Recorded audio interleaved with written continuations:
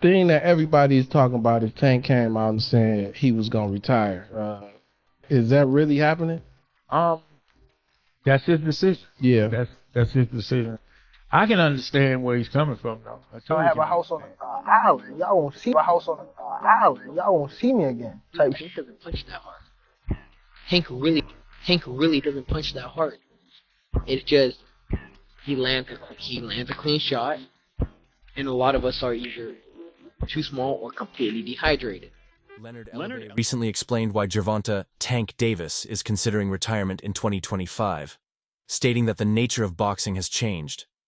No matter what a fighter accomplishes, fans are never fully satisfied. Ellerbe believes this can be frustrating for someone like Tank, who has given so much to the sport. Despite being at his peak, the constant pressure and high expectations may be pushing Davis toward an early exit from boxing. He changed his life. He's definitely very confident that he looks at a lot of things different now than he did probably 6-7 years ago. You know, and that's the whole maturation process of men and women. You know, you grow as a person. Mm-hmm. Yeah, and I'm sure that probably has a lot to do with his mindset. So he is serious about retiring. That's what he said. Yeah. And we all heard it. Yeah. Right. He hasn't told you anything about it? Oh. When you first heard it, was you shocked or you kind of...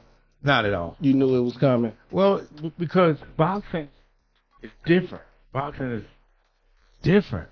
It's different. The fans, not all, but they're never going to be satisfied. Just being honest.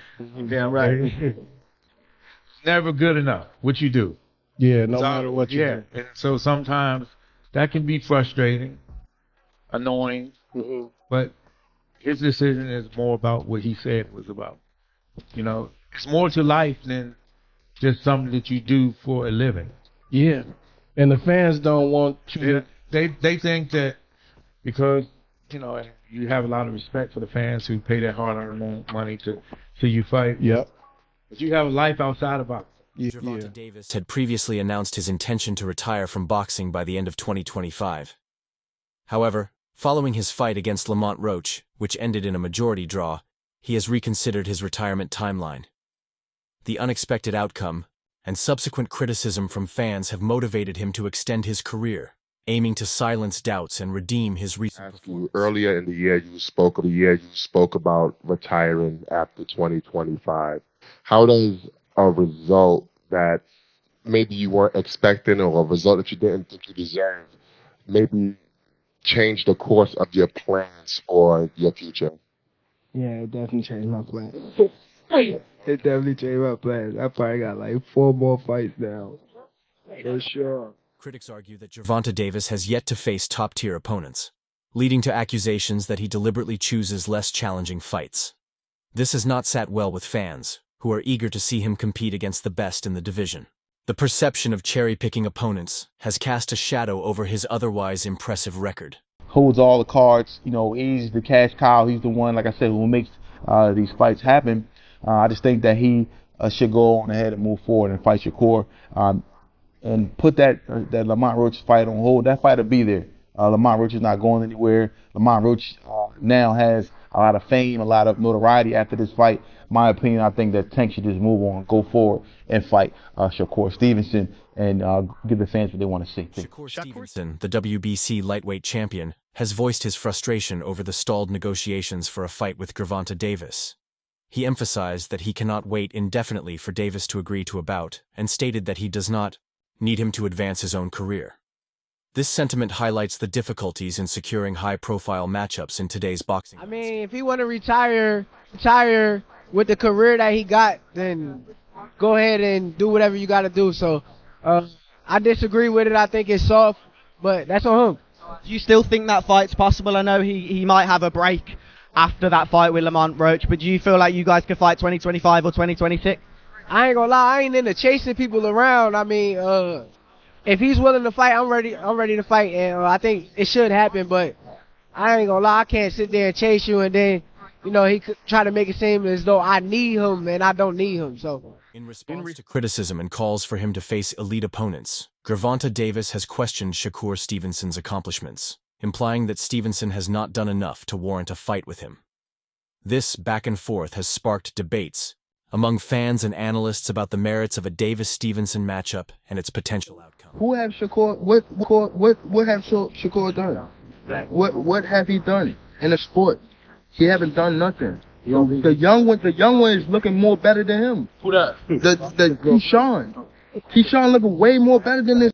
I keep screaming his name. He haven't done nothing. Keyshawn haven't even done nothing. What do you think of those? Y'all keep saying his name for? So what do you think of those who might be saying that, you know, Tank is afraid of Shakur? Afraid of what? Afraid of what? Us fighters, if we're afraid of somebody, it got to be somebody hitting us and hurting us. Like, he don't have no offense. Everything is defense. Defense only winning basketball and football. That shit winning boxing. Leonard Ellerbe, CEO of Mayweather Promotions, has defended Gervonta Davis, asserting that Tank has the ability to defeat top fighters like Teofimo Lopez. Ellerbe explained that securing high-profile fights takes time and requires mutual agreement from both parties, emphasizing that negotiations are more complex than they may seem to the I'm public. very, very confident. Be confident. Tank beats all those guys. All those guys. You name any of them you name, Tank can beat them. Where would a fight with like a Devin Haney or a Teofimo Lopez sort of sit on the grand scheme of his schedule? I don't think that you can put a timeline on that kind of stuff because the big fights happen when they really make sense for both sides. And, you know, I know the fans get a little impatient at times, and that's understandable because they don't really understand how the business goes. You know, Tank's coming off of a fight where, you know, he's made tens of millions of dollars.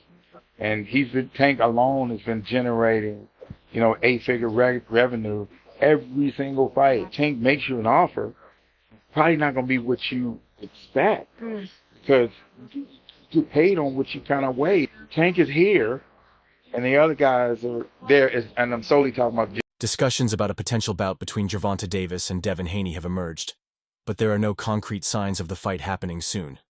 Leonard Ellerbe noted that some matchups take time to materialize, and emphasized that Davis is unwilling to take a pay cut to make the fight happen, highlighting the financial factors involved in organizing. Was there any talks at all with Team Haney after both of their last fights in April and May?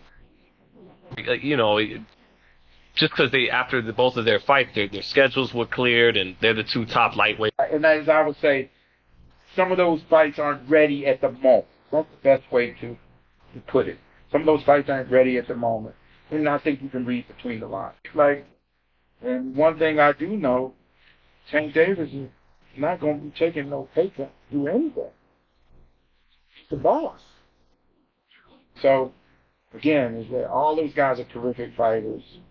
I ain't got to call their names. They're all the terrific fighters. Fight it behind off, but at the end of the day, Tank's going to do. Gervonta Davis has openly expressed his intention to retire, citing his dissatisfaction with various aspects of the sport. He has described boxing as garbage and expressed a desire to step away from the spotlight to focus on personal endeavors and spend more time with his family. This sentiment highlights the mental and emotional toll that professional boxing can have on athletes. At the next year, I'm out of it. After our second fight. You're out of it? Yeah, Care to elaborate on that? out of the sport. After our second fight. Why not? I'm gonna win. Nah, I could tell you my fights. Beyond his boxing career, Gervonta Davis has shown little interest in mentoring or promoting upcoming fighters. When asked about signing prospects for GTD Promotions, he declined, emphasizing his decision to distance himself from the sport entirely. This underscores his clear intention to disengage from boxing-related activities after retirement. What trash? What changed? Trash. What changed? What made you? Trash. Garbage. If you got the opportunity to sign a prospect for GTD, who will be? I'm out of it. Gervonta, something should have happened during this time because when I saw you at the Frank Martin press conference, it looked like you were like talks about retirement was not even discussed at this moment, and now it's something you keep on repeating. Is it just because obviously what you've done through boxing since you were a kid and everything? fed up with it.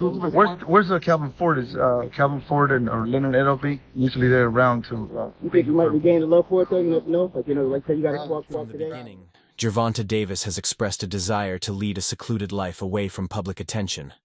He has mentioned plans to live in isolation, seeking solace and privacy after years in the spotlight.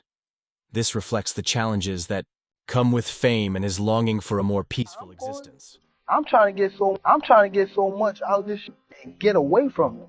Like, I have a house on an island. Y'all won't see me again. Type shit. Like, that's how I'm trying to beat. I'm trying to beat all this shit. Type shit. You know what I'm saying?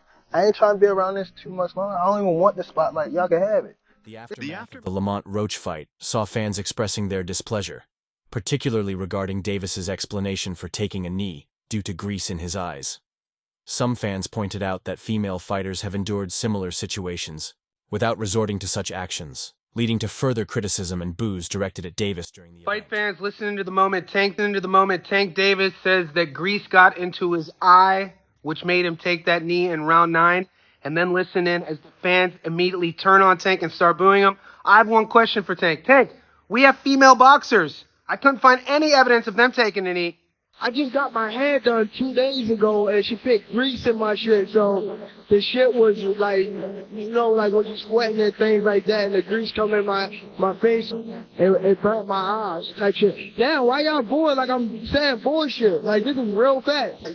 Gervonta Davis has expressed a need to focus on himself and explore interests beyond boxing. He has indicated that there are other endeavors he wishes to pursue, highlighting a shift in priorities as he contemplates life after boxing. This introspection is common among athletes nearing the end of their careers. You see a lot of athletes announce retirement and then come back, or announce retirement and then don't retire. How realistic is it? It's real. Has it changed? Have you been have you had any times like maybe I was tripping a bit? Yeah, I do be having those thoughts. Yeah. But it's also too, I want to get myself together though. Which is much more important. Yeah, I really want to get myself together, like not retire, but take a break, But the only thing is, I don't really want to do it. Like other stuff I need to work on, like being more there for my kids, going to school, just building myself up as a person. Yeah. You know what I mean? As a great human being.